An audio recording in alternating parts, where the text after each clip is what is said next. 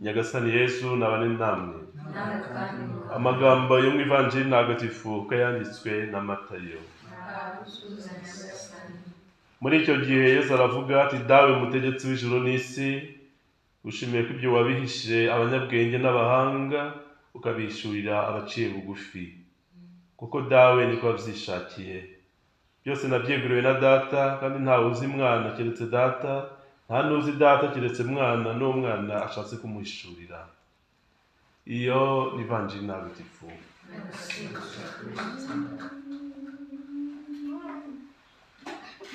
Twizera kuzwe abavandimwe, duteraniye hano kugira ngo dushimire Imana kubw'iki gitambo cy'Ukarisitiya tuje gutura. Nk'uko Zaburi ya 94 bitubwira, uhoraho nta na rimwe ashobora gutererana umuryango we. Hari igihe rero umuntu ashobora guterwa agahura n'ibizazane n'ibigeragezo bitandukanye, ariko Imana yacu ntabwo ishobora kuduterana na rimwe. Ahubwo icyo dusabwa ni ukuyemera kandi tukayemerera igataha mu muryango wacu, kandi iyo Mana niyo ihindura ibyanze guhinduka. Isomo rya mbere mu gitabo cy'umuhanuzi Izayi umutwe wa 10 umurongo wa 5 kugera ku 7 umurongo wa 13 kugera ku 16. Uhoraho aravuze ati, uragowe Ashuru, Ashuru, wowe kiboko cy'ubukana bwanjye n'inkoni witwaje ikaba iy'uburakari bwanjye. Nyohereje kurwanya ihanga ry'abahemu,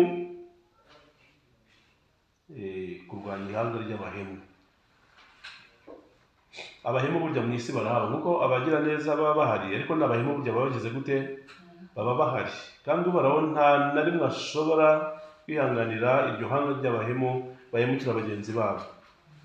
Hari igihe tubwira abantu uko bisa kose mugenzi wawe aba ari mu ishusho y'Imana. Iyo uhemukiye na mugenzi wawe uri mu ishusho y'Imana, uhemukiye Imana. Imana rero ntabwo ishobora kwihanganira ko hari umuntu wayikora mu jisho, uko yaba ameze kose n'icyo yaba yitwaje icyo ari cyo cyose. Niyo mpamvu rero uko bwije n'uko bukeye tugomba kwiringira ubwo buhangange bw'Imana, twiringira ubutabazi bw'Imana kurusha uko twakwiringira ubutabazi bw'abantu. Imana ntajya cyitungura, abantu nyine yaba ari mu ishusho avuga ati, mugende mukundane nk'uko nabakunze, mugende mutahirize umugozi umwe, mugende murangwe no kwicisha bugufiya. Ugasanga abantu uko bwije n'uko bukeye twishyira hejuru, tugaharanira ibiri hejuru, tukumva cyangwa se twanahunyura bagenzi bacu. Uhoraho rero naterana umuryango we, umuryango ni njyewe uyu munsi, umuryango ni wowe, umuryango ni twebwe. Uhoraho nta na rimwe rero adutererana. Bityo rero tumwemere kandi tumwemerere, tumwereke ibyacu byose. Ibigenda neza tubimwereke kandi tubimushimire, ariko n'ibitagenda nabyo dutinye kugira gute? Kubimwereka. Tubimwereke uti, Mana ndabikweretse ngibi, kandi niwe uhindura ibyanze guhinduka. Ivanjiri hano rero yanditswe na Matayo. Yesu arashimira Imana yuko umutegeka w'ijuru n'isi, akamushimira ko hari ibyo yahisha abanyabwenge n'abahanga akabihishurira abaciye bugufi. Tekereze Yesu Kristo umwana w'Imana wemeye kuza hano muri iyi si akisanisha na muntu kuri buri kimwe cyose, usibye ikintu kimwe, usibye icyaha. Sibyo se? Kwicisha bugufiya, akavuga ati ndi hagati yanyu nk'umuhereza.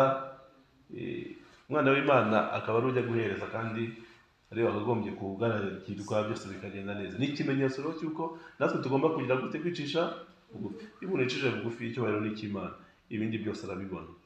Ikintu cyo kwicisha bugufiya,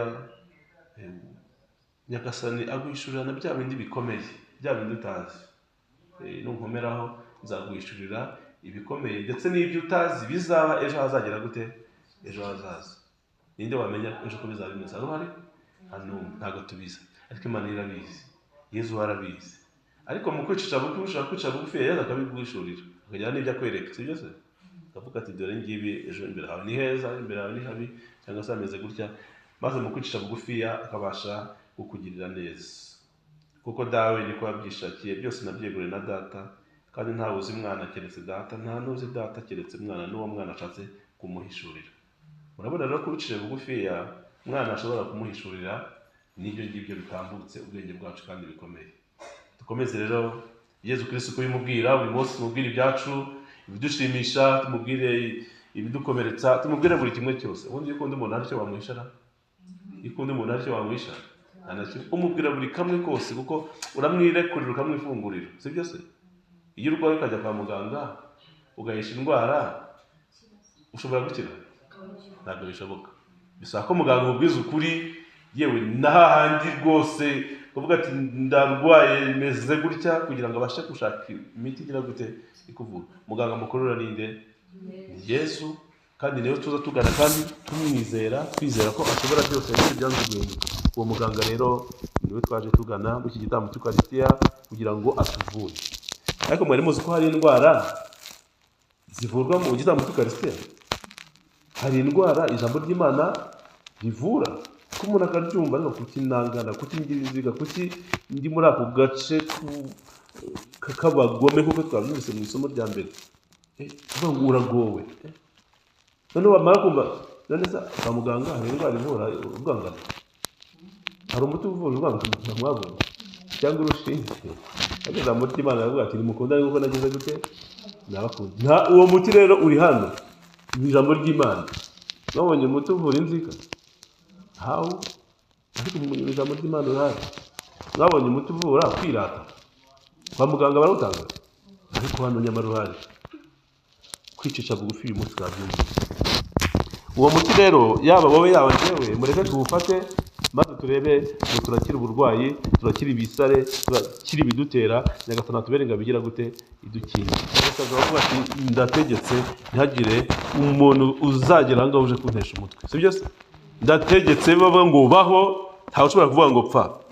Ndategetse tambuka, ndategetse nibigende gutya, kubera ko wubashye Imana ugaca bugufiya, gukora kandi bikagenda neza. Rero mbifuriza umunsi mwiza, uyu munsi muhaye muronke, Nyagasani n'umugisha birimo amaboko yanyu, kandi abe icyo umutima wanyu wifuza. Icyo wifuza ni ibyishimo by'umuryango, icyo wifuza nuko mugira amahoro kandi mugira ibyishimo. Icya mbere ni ukwemera Imana kandi mukayemerera, igafata umwanya wa mbere mu buzima bwanyu, ubundi mukayigirira iki? Icyizere.